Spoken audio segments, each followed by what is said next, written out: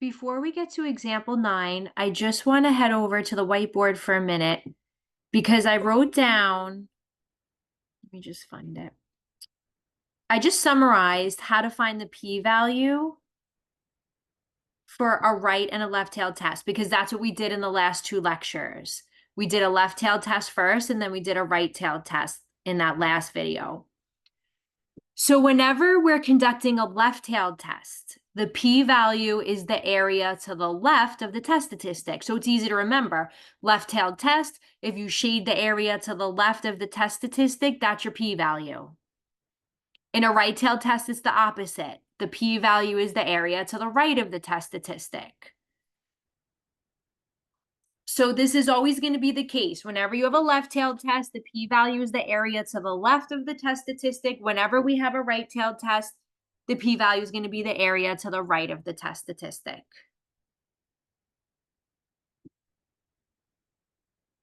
And now we're going to do an example of a two-tailed test. So let's look at example 9. It says on Twitter, the average number of tweets per day is known to be 2.86 for people who have 500 or fewer followers. A local sociologist feels that this average is incorrect. She randomly samples 100 people from the population of Twitter users and finds an average of 3.05 tweets per day with a sample standard deviation of 0.66. So based on this information that we got from the sample, can we agree with the sociologist's claim at an alpha level of 1%? So our population is Twitter users. And we're studying the average, the parameter of interest here is the average number of tweets per day. It's assumed to be 2.86, the average number of tweets per day. That's what's believed to be true. And this is for people who have 500 or fewer followers. But this local sociologist comes along and says, you know what? I feel that this average is incorrect. So let's stop there. Let's formulate our hypotheses. So the null is the assumption about the parameter that we're assuming to be true. So what are we assuming about the average number of tweets per day, which is mu? We're assuming it's equal to 2.86. But then the sociologist comes along and says, you know what? I feel like this average is incorrect. The key word here is incorrect. She or he is not saying, I feel that the average is lower, or I feel that the average is higher. Remember when I gave you those key words, one of the words was incorrect, right? Or think of incorrect as not right, not the same as, not equal to, it's different than. So this is an indication of a two-tailed test, not equal to. So whenever it's not directional, meaning greater than or less than, it's going to be two-tailed test. So what the sociologist is suspecting is that mu, the mean number of words, is not 2.86.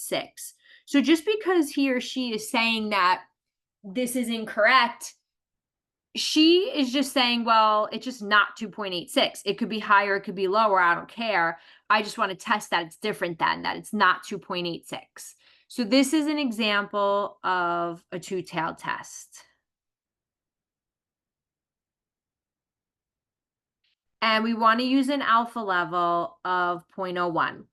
So now that you're getting the hang of this, and we've done a few, now you know in your head, right? If we're setting the significance level at 0.01, what do you want your p-value to be? How low? Well, you want it to be lower than 0.01, right? In order to have enough evidence to reject the null hypothesis.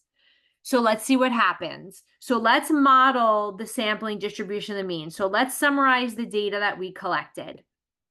So we took a sample of 100 people. So n is equal to 100. And the sample mean was 3.05 tweets per day. So X bar is 3.05 with a standard deviation of 0.66. So that's the sample standard deviation. So since sigma is unknown, and we're using S as an estimate instead, we're using a t-distribution. to model the sampling distribution of the mean. So degrees of freedom are going to be n minus 1 or 100 minus 1, which is going to be 99. So let's fill in the curve here. So mu sub x bar is equal to mu, and we're assuming mu is 2.86, unless we could prove otherwise.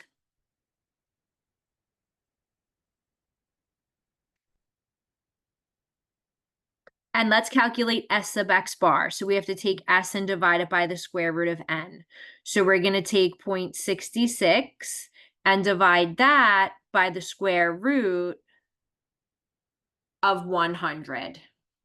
So I want everybody to take 0.66, divide that by the square root of 100, and we get 0.066.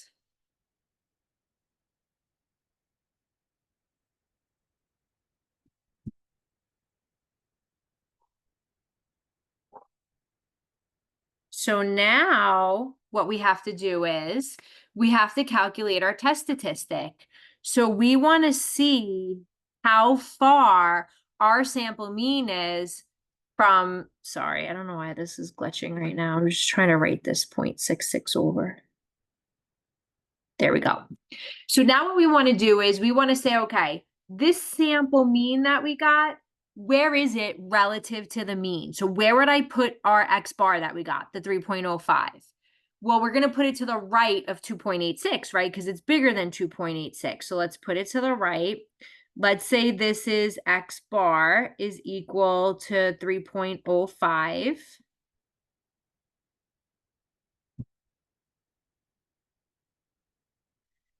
Now, how many standard deviations away from the mean is that, right? So calculate the t-score, the test statistic.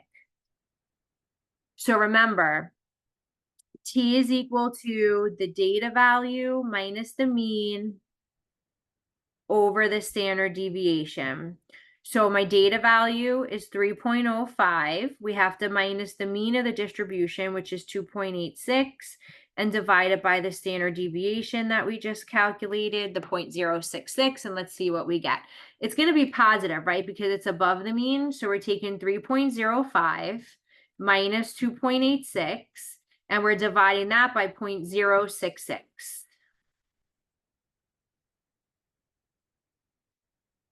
And we get a test statistic of 2.88. So that's telling us that 3.05 is 2.88 standard deviations above the mean. So let's put the t-score here. So t is equal to 2.88. So now our next step is always to calculate the p-value. Now, this is a two-tailed test. I don't really care if the mean is greater than or less than 2.86. I'm just testing that it's different, that it's not 2.86. So whenever we have a two-tailed test, you're going to shade both tails under the distribution. So just imagine if we were to fold this curve in half, like if it was a piece of paper down the center, that this test statistic, the t equals 2.88, would land and line up like over here, except it would be a negative 2.88 by symmetry, right? It would line up with the negative value. So whenever we have a two-tailed test, your p-value is going to be the shaded area in both tails. It's going to be the combined area.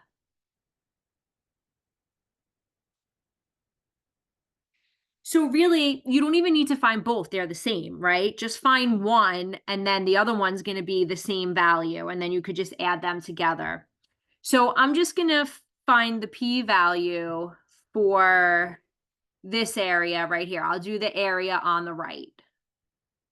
So I'm going to go to TCDF because this is a t distribution, and my lower bound is going to be the 2.88. And we're going to shade up to E99, right? We're shading towards positive infinity. And my degrees of freedom are 99.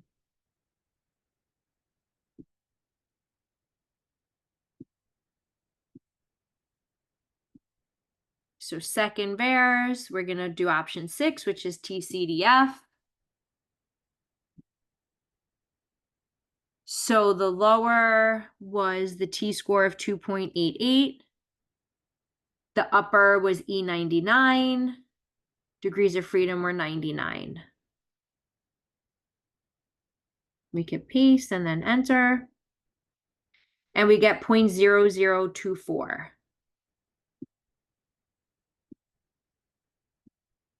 So that's this green shaded area here, 0.0024, which then makes the other shaded area the same thing on the left-hand side, 0.0024. So to get the p-value, you have to add both of them together. It's the area combined in both tails. So the p-value is going to be 2 times 0.0024. I'm just adding them together. So I'm going to get 0.0048 as my p-value, which is a pretty tiny p-value, right? The lower, the more likely we're going to reject the null hypothesis, but how low does it have to be? Well, it has to be lower than the significance level that we set at the beginning of the test, right? Which was 0.01. So now we're ready to state our decision rule. So remember, it's the same for every test. Doesn't matter if it's right, left, or two-tailed. We only reject the null hypothesis if our p-value is less than alpha. So the question is 0.0048, because that's my p-value, right? Is that less than alpha, which was 0.01? It is, right? 0.0048 is less than 0.01. So since the p-value is less than alpha, what do? We reject the null hypothesis. So if we reject the null, that means we go with the alternative, which is the suspicion, right? So based on this information, can we agree with the sociologist's claim? And the sociologist's claim was that the average is incorrect, that it's different than 2.86. And since we rejected the null to go with the alternative, we can conclude that yes, there is enough evidence to support the sociologist's claim that the mean number of tweets per day is not equal to 2.86. And that's it. That's our sentence. One sentence every time when you write your conclusion. Either yes or there is enough evidence, or no, there's not. So in this case, yes, there is enough evidence to support the sociologist's claim that the mean number of tweets per day is not equal to 2.86.